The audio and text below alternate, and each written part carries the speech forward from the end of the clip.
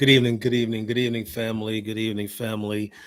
My bad. I am about 11 minutes late, and I usually like to be on time. I have a saying that I like to live by: if you're on time, you're late. So I usually try to get somewhere, at least be in the vicinity of where I need to show up 10 minutes before. So good rule of thumb: if you're on time, you're late. My apologies for being late. Had a couple things I had to get finished and settled up in here. I hope everybody had a good week. I did. I had a great weekend. This is completely off the subject of becoming one and what I normally talk about on here, but it was WrestleMania weekend. I had a good time with some friends. We ate some good food, hung out, yelled at the screen a little bit, had some betting going on. I did not win, but it's okay. It's all good. Had a nostalgic moment too. I looked at my friend's old book, and he had WrestleManias from way back in the day. I'm talking about Jimmy Superfly Snuka. You don't know nothing about that. Ultimate Warrior. You don't know nothing about that. The Junkyard Dog. You don't know nothing about that. This is not about wrestling, but I just, I'm just flowing off of what just happened on the weekend. So I was really enjoying myself, and we had a really good time. Like I said, it has nothing to do with what I'm going to talk about tonight, but I'm just bringing you into my world a little bit. I do like wrestling. I do watch it when I get a chance to. I like sports as well. And so, depending on which team is playing, and if my team is winning, then I may talk about that too. All right. So, for those of you who don't know me, my name is Marvin Richardson. I am the host, leader, founder, whatever you want to call it, of Becoming One, where the goal is to help you become one with Him, and in your relationships, become one with us and for all.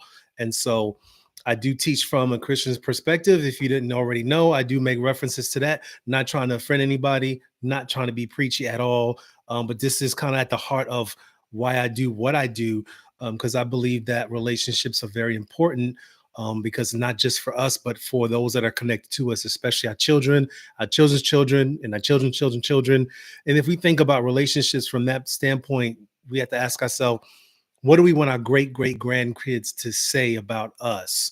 Not that we were perfect, but that we were submitted. Not that we always had it together, but we always strive to be better. You know what I'm saying? And so I'm already kind of flowing right now. So just flow with me. If you can catch it, you can keep it.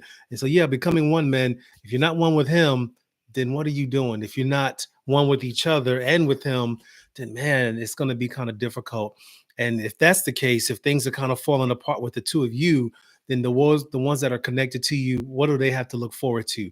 There are many children that see broken homes, and when you ask them if they want to get married, their first answer is no. They're like, no, I don't want to get married.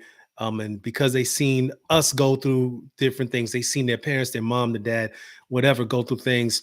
And unless there is a different way, a different approach, or at least somebody is trying to do this thing and is willing to teach somebody, then people, the world will kind of be lost when it comes to relationships. So I guess I'm kind of like a John the Baptist in the sense of I want relationships to be better, do better. And one of the things I always say is that if you heal better, you live better, you love better. So whatever you're dealing with, get healing from that. And when you heal, then the way that you love will be better, not just in relationships and marriage, relationship of marriage, but the relationships you have with your mother, father, sister, brother, aunt, uncle, whomever you are close to. When you feel like when you're healed from certain things, then you'll love people differently. And even if some people don't always love you the way that you should, there's still a way that you can choose to love them regardless. Not to be preached again, but there is a scripture where it says, this is how they will know that you are my disciples, by how you love one another. So with that in mind, you want to think about, how do you love someone so that you can show that you truly are a believer? Because there's so many of us that say we believe, but we don't act like the one that we say we believe in, me included. There are times where I miss the mark, and we all miss the mark. But a person can make a mistake 7 times, God still accepts them. All right, that was part 1. Relationship construction. Let's get into it. So what am I saying? Relationship construction. I kind of put the two together. Do they really go together? Yes, they do. And again, some of you may know, some of you may not know. I'm a construction manager. I actually build stuff. So I kind of have a hands-on experience of what I'm talking about when it comes to construction, but also because I've been married twice, divorced twice, and now single again, there's something that I have to say about relationships, marriage. And just because you've have two divorces under your belt, or for some of you, maybe three or five, hopefully not five, it doesn't matter. There's something that you learned. You don't lose, you learn. I heard a pastor say that. Shout out to Church Unusual in Houston. She said, you don't lose, you learn. So we're all learning something from this thing called life in relationships. So, relationship construction, let's get into it. What are we building? Where will it take us? And why are we together? When you think about your relationships, a good question to ask is, what are we building? What are we building together? I mean, just because she got some nice booty, because he got some, nice broad shoulders, his voice is deep, he's like, what's going on, baby? How you doing? I was just thinking about you other day. And you just melt. You just, oh my God. You just melting and you like your knees buckle and all of that. And you just like, oh my God. But when it's all said and done, what are y'all building? What are you going to build together? What things do you bring to the moment, and what does he bring to the moment? Or if we talk in more popular terms, what are you both bringing to the table? I got a whole good revelation about the table aspect. Maybe I'll get into a little bit later. But both of you should bring something to the table. And ladies, please, okay, we're here now. Ladies, please don't ever say that you are the table. Because if you didn't build the table, if you didn't go into the woods to get the wood, if you didn't go to the woods to get the wood, to cut the tree down, to bring the table, then how are you the table?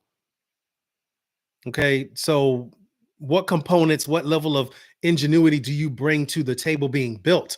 And then is the table only used just for you to be the table? So if you're the table, let's say this is the table. So okay, should I just put something on the table? Right? Is that what the table is used for? For stuff, people stuff put things on the table, right? You don't want to be the table, sweetheart. You want to be the person that converses at the table. You want to be the person that makes decisions at the table. You want to be the person that brings the food to the table. And for you married folk, you want to be the person that is sometimes the food or the dessert on the table. Yes, I said that. Sometimes you need to be the meal that's being enjoyed on the table. Hashtag Song of Solomon. I'll get into that on another live. Yes. Eat your white. Okay. Let me keep going. So, what are we building? You want to think about what we're building. And in order to build something, you have to construct. You're taking materials, matter, things that matter is matter. You got to take matter and make it matter so that you can utilize it to build something together. Okay. And when you can figure that out, what are we building together? Okay. Well, where's it going to take us? Is what we're building going to take us from here to there? Is it stationary? Is it going to expand? Do we need to build one portion and then build another portion and then in another portion? And before you know it, there's a complex that you guys have built. There is an estate. You may go from a storefront, but then you end up building to a large complex. That's what happens with churches. And so if you have just one room and then you're able to build upon another room and able to build upon another room, because when you build families, it's just the two of you at first, and then the babies come. You have fun practicing to make the babies, but the babies come, and then so you need an extra room, and then maybe another baby come, and then another baby come, and maybe that 3-bedroom apartment is not enough because the babies need room to stretch out. Mommy and daddy need room to kind of stretch out. Mommy and daddy need time to themselves. The kids need the ability to be able to just be completely messy in their room, so they need space to stretch out. So is it movable? Is it stationary? Is this our forever home? Like Dave Ramsey says, you buy your home. Is it your forever home, or is it just your now home? But then you also got to be careful that you don't find yourself looking across somebody else's yard, and now you're kind of what's the word I'm looking for? You are coveting your neighbor's possessions. So you're not happy with the 5-bedroom house. Now you want a 7-bedroom house. So in all things, you want to try to be content. Third question, I was saying, well, why are we together? I mean, that's actually should be question number one. Why are we together? What is the purpose for why we are here? And what are we going to construct? Because when you're dating, this is the beginning. This is the pre-construction phase. You are getting to know each other. You are gathering materials. You are figuring out what you need to design. You're thinking, so I don't know, based on where he's trying to go, if that kind of marries up with where I'm going. I don't know if she may have the capacity to have 7 kids. Maybe she doesn't want to have kids. Maybe she only wants to have 2 kids. Maybe her degree or her career is not going to really warrant her to be at home all the time. So she's going to want to have those babies, drop them, and then boom, go. And then the kids go with you. If you're called to be missionaries, what does that look like? What are you guys doing together? Why are you together? What have God done in you that's unique to you that causes you to want to connect to them? Where when the two of y'all get together, it's dynamite. Old 80s reference. But in any case, that's what I'm saying. Like, how are you building? There's a song that came out, I think in the 70s. Group is Force MDs. Look, fam, I'm old. I'm older than most of y'all think. Y'all may think I'm young, and I'm not telling my age right now because we just not gonna do that. But there was a song that came out by the Force MDs, and they said, "Love is a house. Open up and let me into your heart, baby." I'm not gonna sing. Just letting you know, I'll do the lyrics, but I won't sing. But in any case, it's like love is a house, and so what's the components of a house? What comes with a house? Well, some houses have porches, or there's a, obviously every house has a front door. So there's a front door of a porch. The porch is kind of the area right at the front door where you can kind of sit and enjoy the nice breeze on a good summer day, drink some lemonade, listen to the birds chirp. If you don't live in the country, you live in a different place, you may not have a porch. But in any case, you're going to have a front door. From the front door, there's a living room, depending on how your house is built. Living room, dining room, kitchen. Some houses have basements, some houses don't have basements. Here in Tennessee, some houses have basements, some don't. Bedrooms 1, bedroom 2, bonus rooms, master bedroom, man cave, garages, front yard, backyard. It's all of these components to the house. But in your relationships, you got to liken it to the same way. There is a front door, and that's the initial conversation that you have. You are at my porch. When we're getting to know each other, you are at the porch. I may invite you into the living room. And if you think Little House on the Prairie days, you couldn't go to the girl's house unless you asked the father, and he would let the boy and the girl, they says, okay, y'all sit here on the porch. And the father might be sitting on the other side of the porch like this, when in his rocking chair. And his face he might be like this. Because he's not going to let the guy think that he likes him. He might actually like the guy, or he might just be sitting here with his gun, talking about, holding this gun, cleaning it, just letting you know, yeah, son, I take good care of my family here. And I just went hunting the other day and I shot me about 3 raccoons. I'm a really good sharpshooter there, son. Have you ever gone hunting there, son, before? No, I need to take you hunting with me there. And I'm gonna show you how I can just shoot something from very, very far away. So if I ever have to get at you, it don't matter, son. You can run as fast as you can. I'm a sharpshooter and I'm gonna get you. Okay. I live in the South. I've been around some Southern people. It is what it is. But when you're starting a relationship, you are having porch level conversations. And as you become more intimate, you have maybe living room level conversations. And then, if you maybe get invited to dinner, you go to the dining room. That's a different level of a conversation when you're building with someone. In the dining room conversations, is kind of like, well, what do you do? Or where do you see yourself? A father will usually ask a man, so son, what do you do? Excuse me. A father's always going to say, what do you do, son? Or what is your plan, son? That don't really happen in these day and age. It's like there's not enough fathers checking a dude out and be like, hey, so what are you trying to do? What is your plan? What is your goal? Yeah, that's a whole nother topic for another day. But dining room conversations should be visionary level conversations. It should be the kind of conversations that over a meal, you get to show your manners. You get to show how you lay the napkin. You get to show how you eat your food. Ladies, here's a new flash. Well, ladies and gentlemen, depending on how a person eats their food, you can determine how they handle certain things. If they're just going to take it, nibble on it, and then just throw the plate away, or if they're going to really take their time. Sometimes some people eat fast, some people eat slow. There's some indicators to that for another live. But in any case, how are you conducting yourself? What are you building during these dinner level conversations? And then, in the kitchen, That's where all the magic happens. That's where the preparation comes. Are you the kind of person that wants to just only eat the meal, or are you willing to play a part in terms of the preparation for the meal? So, husbands, do yourself a favor and meal prep with your wife. Cut up the cucumbers and prepare the meat and take the food out of the freezer and thaw it in the sink. Telling you what I know. Put it in the sink so that when she gets home, she has something that she can cook, or you can cook, or you can cook the whole meal. Play a part in the kitchen. Sometimes, husbands, they do their bills in the kitchen. I don't know what it is about paying your bills in the kitchen where I do it. I do it. I go and I just be sitting there and I be going through my budget. And I just, for whatever reason, I just feel like the kitchen is the place to do that. So the kitchen is not the place of preparation. It's also the place where you handle responsibilities. Kevin Leman said sex begins in the kitchen, but that's a whole nother book. If you haven't read it, get it. It's a really good book. It'll teach you, husbands and wives, how to prepare for the evening of lovemaking or the moment of lovemaking, because you're not just a microwave. You can crock pot that situation, that experience in your marriage. And it's been happening all day long. You can make love to your wife's mind all day long before you even touch your body. And ladies, you can give him previews or give him, really thoughts of encouragement as he's doing that. You can catch it, you can keep it.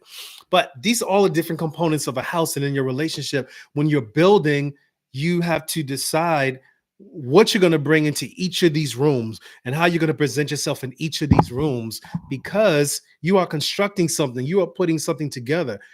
From the moment you go from dating to marriage to moving in, the way that you're conducting yourself in that house should have already been established during your dating season.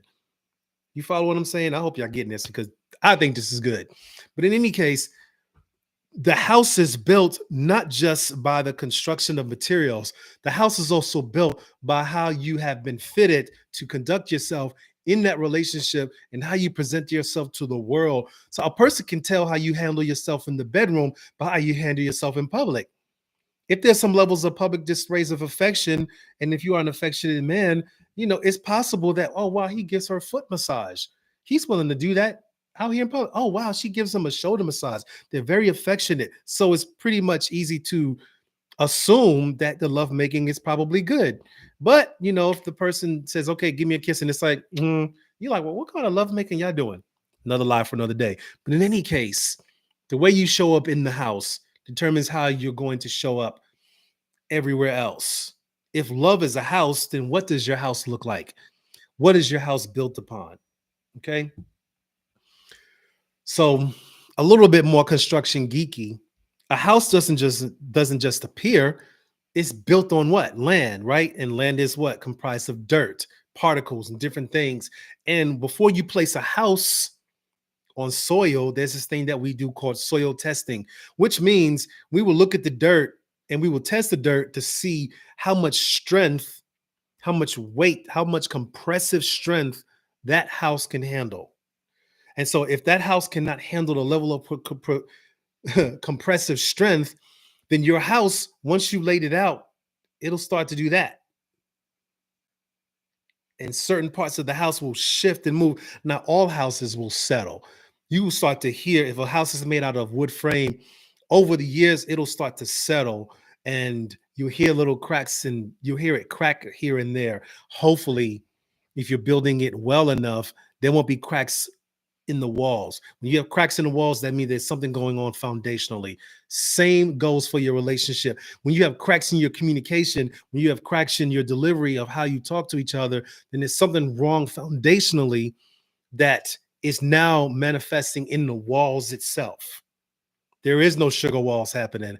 The walls are cracked. They're starting to become brittle, and it's not going to be able to maintain the level of temperature that's needed. The windows itself of the house, if it's not properly insulated, it won't protect the exterior temperature.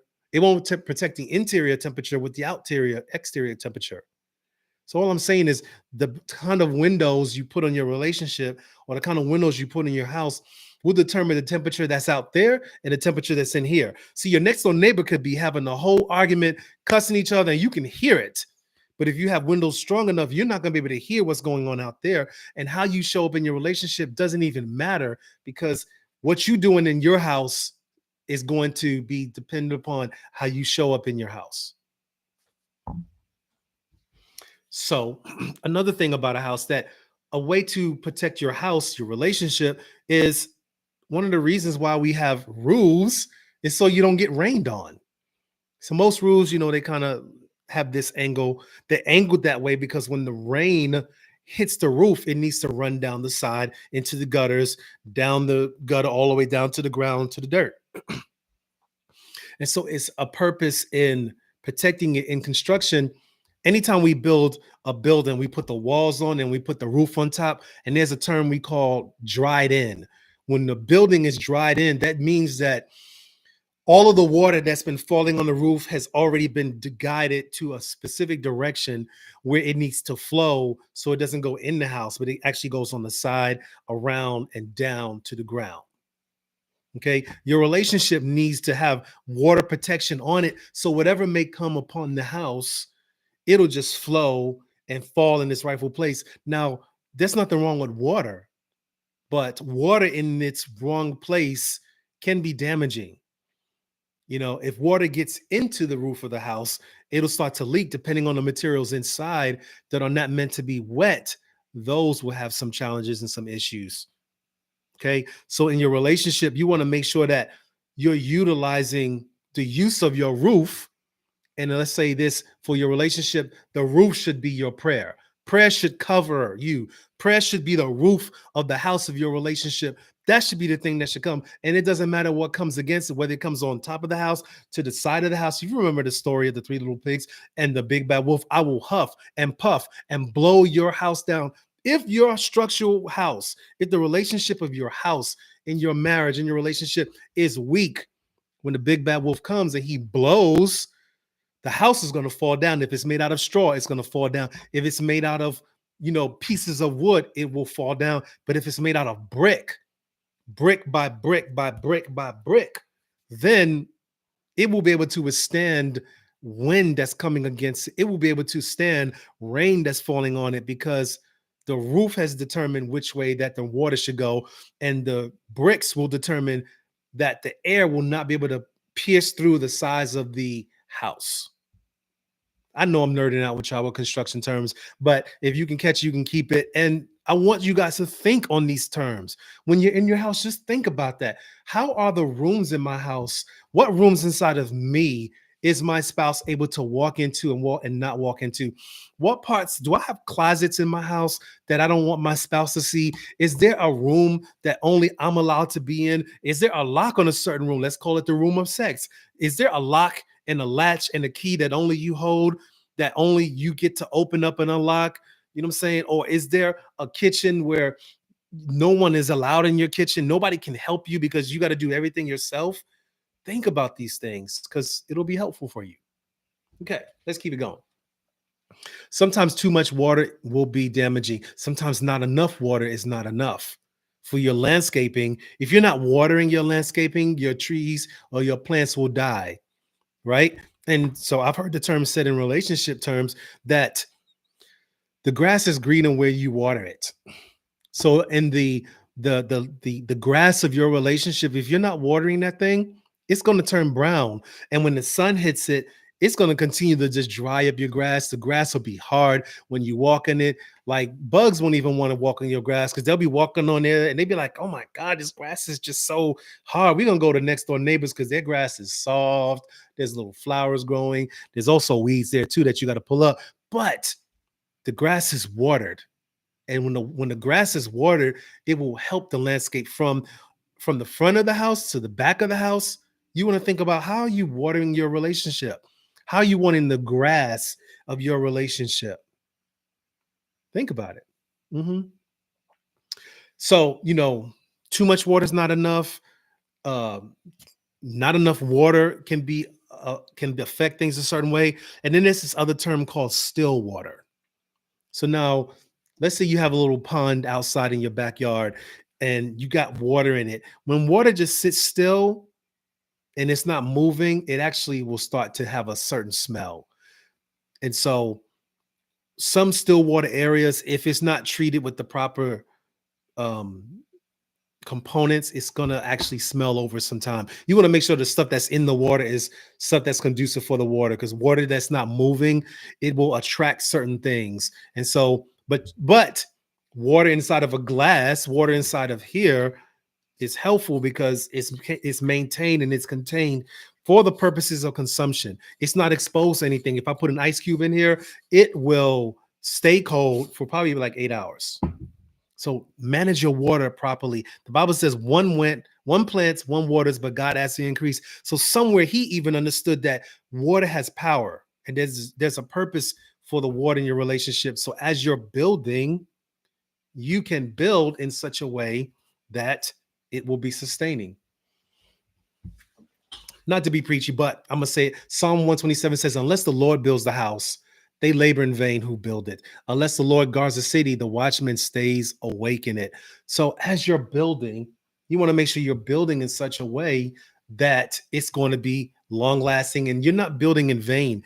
There's nothing worse than building a house and then you built it wrong and now it's falling apart. You're just like, man, we spent all of these hours building this house and now look at it. It's not even standing anymore. The walls are kind of leaning against each other and the materials and all of that stuff. And so let's talk about the needs of the house. And I'm going to make a comparison to your relationship. Now, just go with me. I told you that I'm a construction guy. So when you go into a construction site, you have to be visible.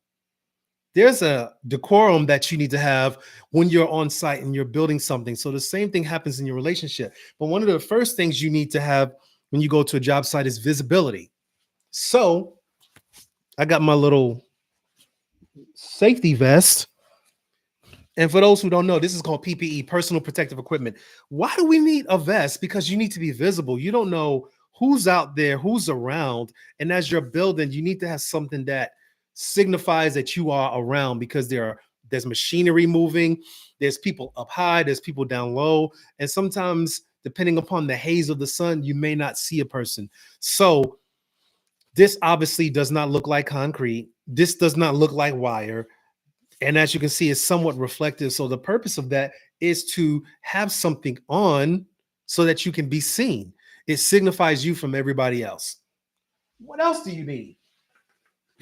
One of the main things that you absolutely must have on a job site, if you're building a home, building a building, is a different kind of hat.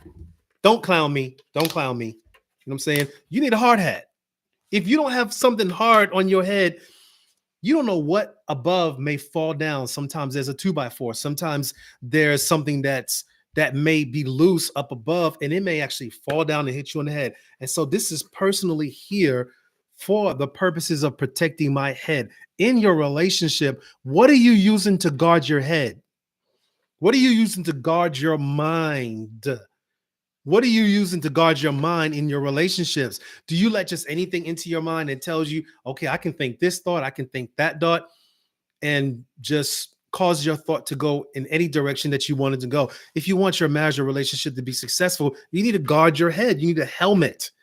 Scripturally, that's like the helmet of salvation. But from a relationship standpoint, you want to make sure that the thoughts that you have of your person are of good report. And you're also going to protect yourself from any thought or any word that may come that may try to speak against your significant other. So you need a hard hat. What else do you need? You need safety glasses. Why? Because you don't know what's coming around. You're in an area, there's dirt moving. Sometimes in relationships, when you're getting to know each other, it gets a little messy. Things get a little foggy. Things are the atmosphere you can't necessarily control. The only thing that you can control is how you protect yourself. And so as you're protecting yourself, you are protecting them. You're protected, they're protected, and you are allowing yourself to be a person who is stewarding how you handle your behavior in a relationship. Yeah, these need to be clean. Like, my goodness, excuse me for a second. I feel like you need to have clean, clear safety glasses too. Because if they're like all cloudy, that's not good. You need to get another pair. And so you need things to build. Another thing, if you're handling equipment, you need gloves. You can't just walk around and picking up things with your bare hands, because eventually it will, tear your hands up. And, for men who work in constructions, Their wives don't want them touching them with hard hands that's been touching wood, you know, all kinds of materials, getting cement on your hands. Be like, come here, baby. How you doing? She'd be like, you go in there, you make sure you wash your hands, clean your hands, and get showered up. Because we be smelling like some straight construction outside doors when we come home from a job site. That's just how it is. We smell like testosterone number 1002. We just really just be like, whoo, yeah, especially on a summer hot day. If you're out there doing work, I'm a project manager, but I still have to go out on site and I still have to interact with people and understand what they're doing so that they can get the result that we need. But in any case, from a relationship standpoint, you need to be protected. You need to be visible. You need to protect your head. You need to protect your eyes. You need to protect your hands so that as you are navigating forward in this relationship and marriage, you guys are going through this with the mindset of we're going to make sure that we protect what's important. In your relationship, you must protect what is important. You're going to build a house, you need stuff. You need to figure out what you're going to design. You need to know how to measure things. I'm bringing all the toys out tonight, as you can see. You need to know how to measure things. How long, what is the height of the house? What is the length of the house? What is going to be the length of our conversations? What is going to be the height or the level of depth that we're going to have in our conversations before we get into before we decide to go from just being friends to being something more than that? What is going to be the depth of our conversation in the relationship that we have presently? Because that's going to determine the span, the width, the height, the depth, and how that particular room is going to perform, how you and that person conducts yourself and your behavior when you're in certain rooms, when you're designing. Once you get to the building phase, you need to figure all of that stuff out. When you decide to build, you need to know how big the room is going to be. If you need to knock something down, you got some hammers, so you got to nail walls in. When you're starting to put walls in, you need power tools. Guys need power tools. They need to be able to drill into some drywall. They need to take not just the studs, but you need to put sheetrock up and spackle and all these things. And you got to hold it the right way so that as you're using the tool, you use the tool properly. You must use tools for the purpose that it's intended. You're not going to use this to try and saw some wood. No, this is used to fasten something towards wood. So I'm just going to put that right up there for now. But you need to use tools for the purpose that it was intended. And in your relationship, you use tools and fasteners, and you need a level of strength, because your level of strength will determine how strong your house will be when you build it, how strong your marriage will be when you build it. What are you doing prior to I do? If all you're doing is looking at each other saying goo goo gaga and oh my God, I love you, you love me, and then you're so consumed with the wedding dress that you haven't thought about how you're going to handle the relationship when it becomes tested. Ask me how I know. Here we go. There's a scripture in the Bible that says each man should be careful how he build, right? Because the work will be tested. Don't you know that when you get married, that your relationship will be tested, for better, for worse, for rich, for poor, sickness and health, till death do us part, of as long as we both shall live, not till unhappy do you leave. I can't take this no more. I didn't sign up for this. No. Your relationship will be tested. We'll see how much that I just love him because he's just so sweet to me. We'll see how much that is when the trials of life come. Are you going to succumb to the pressure, or are you going to move forward together? This is what I asked earlier. What are we building? Where is it taking us? And why are we together? When you understand those things, whatever you're constructing your relationship will stand. You need to stand. And while you're building, you need to protect yourself. Guard your house, for out of it, everything flows. And after I do's, you're just really managing what you've built together. And that might just be the first thing that you built. I'm gonna take these off. That might just be the first thing that you built. It may not necessarily be where you're going to stay. It may be just where you are in your now. So in your relationship, the tools that you're constructing in your relationship is communication, prayer. You need prayer. It says that, I can't remember the percentage, but the percentage of those people that pray every day, they have a very low percentage of divorce. If you're praying with each other, that's a good thing. You need to do that. There needs to be agreement. How can two walk together except there be agreement? You're not constructing and building anything if you don't have agreement. Now, are you going to agree on everything? No. Sometimes you're not going to agree on everything. But if you have a plan on how are we going to conduct ourselves when we don't agree? What are we going to do when we don't agree? Okay, well, let's have a plan for when we don't agree. Okay. Another thing that's another tool that you need in your relationship to make it strong and strengthened, yes, is sex. Do it. Because if you're not having sex and you're married, then why are you married? You're roommates. You can find somebody to help you pay rent. So be clear. And okay, that's a whole nother lie for another day. Sometimes the thrill feels like it's gone. Sometimes you're not really feeling each other. You got to be intentional about building a new room so that that atmosphere will be fueled with an experience that the two of you can enjoy each other. Can it? Okay. Another tool is accomplishment. There's nothing like when a couple accomplishes something together, they're just like, man, we did this. It's us go. It's our team. We are building for our forever. And when you hit those milestones and the setbacks, it actually makes your relationship stronger. It should.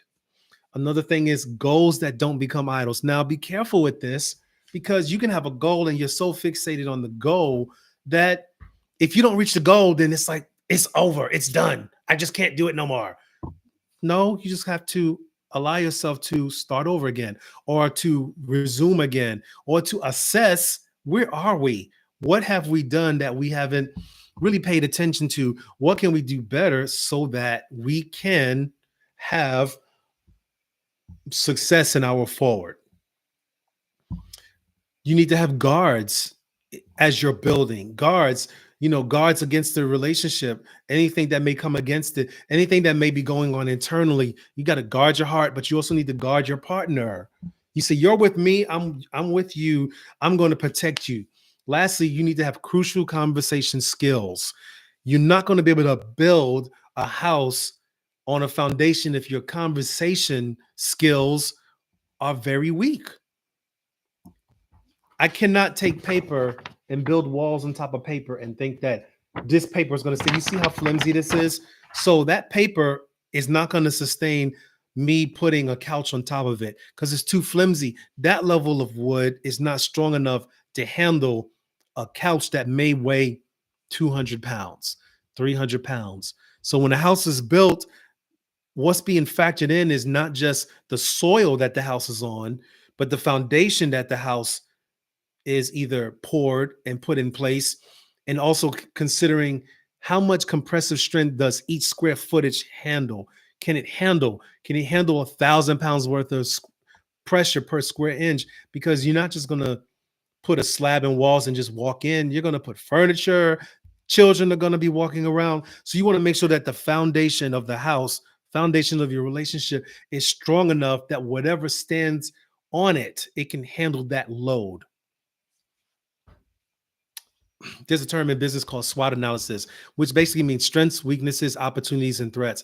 I challenge you to consider in your relationship what you guys are building together. What is a strength of your relationship? What is a weakness of your relationship? What is an opportunity that you may not be paying attention to that you may should, whether it's a good opportunity or a not so good opportunity? And what is a threat that might be working against you internally?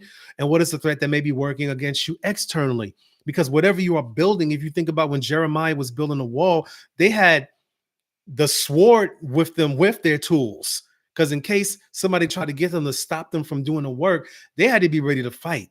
So in your relationship, is love enough? Are you building your house? Is the construction that you're doing in your relationship and marriage, is it strong enough such that it can withstand whatever may be coming for it? So I'm giving you a whole lot. So play the replay, go back, listen to it a second time, maybe a third time, so you can pick up what I'm putting down as I close. Ask yourself this question. Do I have all the tools? Do I have all the tools to be successful in building this marriage and building this relationship so that it will stand? I can tell you, you don't, because I didn't. I didn't have all the tools. You don't have all the tools, but it doesn't disqualify you from building. You just need to learn a new trade. You need to learn concrete next month. You need to learn, and concrete meaning concrete communication. You get me? You need to have concrete communication. That means you let your yes be yes and let your no be no, so that when you're building and talking, you know how to stand on what you're saying, and you're not doing it from the standpoint of trying to lord it over them, but you're standing on a foundation that you've actually took some time to really vet out and make sure that the concrete was strong enough for you to stand on.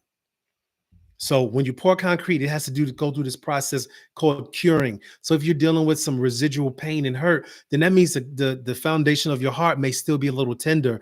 And God is going to take you through a process where He's going to pour a new slab so that you can stand on, but you need to let it cure. So when your concrete in your heart cures, it'll be stronger, not to hold up a wall, but strong that you can stand on. And whatever comes, it's not going to shake that foundation. You want to, so here's how you protect your house. Obviously, you want to cover your relationship in prayer, right? You want to guard by consistent activity of doing what works for the both of you. If you do date night, Friday night, continue to do that. If you take walks, continue to do that. If you have a moment where you just sit and talk with each other, do that. If you have a moment where you say nothing but just hold each other, do that. Cuddling is a very powerful thing. Sometimes cuddling is much more powerful than sex, although a lot of men be like, no, cuddling is not that powerful. But as you become more mature, you realize there's a level of intimacy and bonding that happens when you're holding your significant other and you just basically breathing together. It's like she breathes, you breathe. She breathes, you breathe. And the heartbeat goes, your heartbeats are beating differently and it both kind of settles. And it's almost like boom, boom, boom, boom, boom, boom. You got to think about it. Plan ahead and give grace when things don't work out the way that you expected. In construction, things happen. In construction, there are delays. Things don't get to the site when it needs to get to the site. Things don't quite make it on time when it's supposed to. Sometimes they bring the wrong part. You're like, this is not the right window. It's from this right company, but the window is not opening up and down. It's opening left to right. It has the hardware on the left side and it's supposed to be on the right side. So, but those are delays that come in the process of building that you can be like, oh, forget about it. You gotta be like, oh, forget about it. I'm just, I don't understand, but we can't do this now. I just give up. You don't give up. You adjust. You pivot. You say, okay, what can be done? What can we do to move this thing forward so we can get this building built? Because once the building is built, then we can occupy. And, brother, sister, once you build it, you can occupy it. It's yours. And you get to look at it and say, we built this with the help of the Lord. But you're like, wow, we built this. Another thing, remember that it's not about you. In your relationship, it is not about you. It's not. It's not about you, fam. It's not about you getting your way. Learn to compromise on both sides. It's not my way or the highway. No, it's His way. So He can pave the way for us to enjoy what He wants us to enjoy. Yep. I hope you're getting this. You feel me, fam? Great. Great. I'm almost done. So I said, remember that it's not about you, right? So here's another one, kind of funny. Keep your eyes on your fries. My homeboys say that. Keep your eyes on your fries. You know how back in the day, I said it. I'll confess.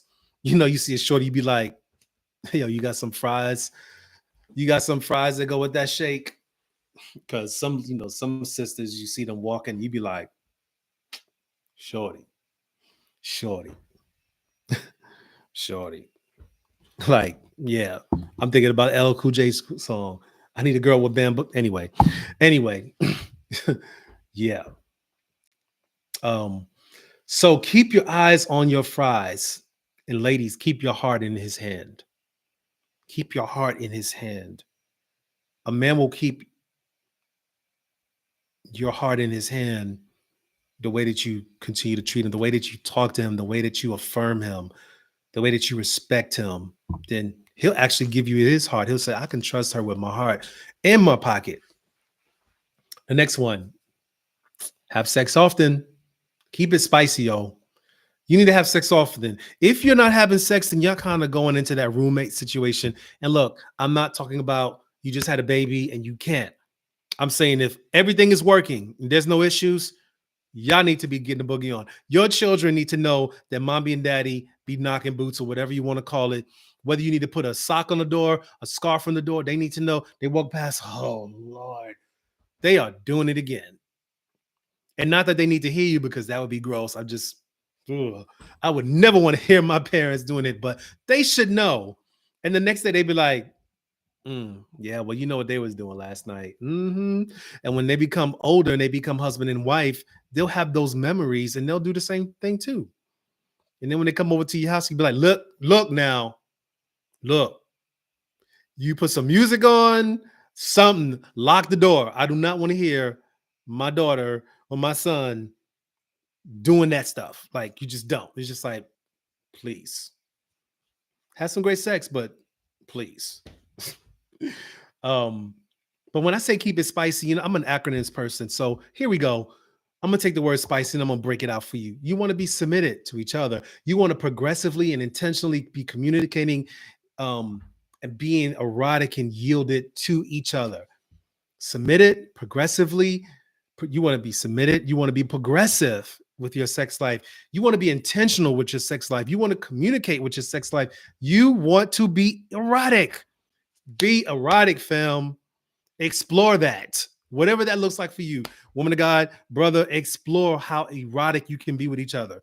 Learn to, just figure it out. The Holy Spirit will give you. And the last thing, yield it. Yield it to each other so that you know that you belong to each other. When y'all become one, it's on and popping. It is on and popping.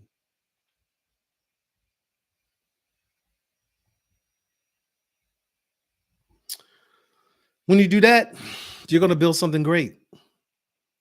You will build something great if you choose to be intentional about how you build. Family, choose to be intentional. Choose to build in such a way that's long lasting, not just for you, but for your children's children. If you want to have a bunch of kids, have a bunch of kids. They're going to be like, yeah, well, obviously they like to have sex because they just be having kids. But it's not about having sex. It's about building legacy. It's about, leaving an inheritance on the earth. It's about producing godly children, because the world is going to hell in the handbasket. And here's a reality. This earth will pass away. There will be a new earth. There will be a new heaven, new earth. When this life is over, when God decides to come back, it's going to be a different situation. So build now with who you have. There is no marriage in heaven. When you get to heaven and your wife gets to heaven, y'all not going to be married. You're not going to be, sir, you are not going to be able to enjoy your wife's body anymore. I mean, I could cry, my Lord. You're not going to be having sex. You're not going to be knocking boots. Nope. You're going to be in the presence of God and you're going to be in the awe of God. So while you're here on earth, build something that God can be like, yeah, my son and my daughter, they did that. They did that. So I hope that this was helpful. I think I'm probably going to come back and do a different part to this, but thank you so much for rocking with me. Thank you so much for subscribing. If you haven't, please do. I will continue to come on. I think I'm in a relationship construction series somehow. I might come back with the hard hat. Y'all have to tell me, do I look cool in that? You know what I'm saying? Anyway, cool. So y'all be well, be blessed. You have a good night, and I will see you the next time. All right. Take care.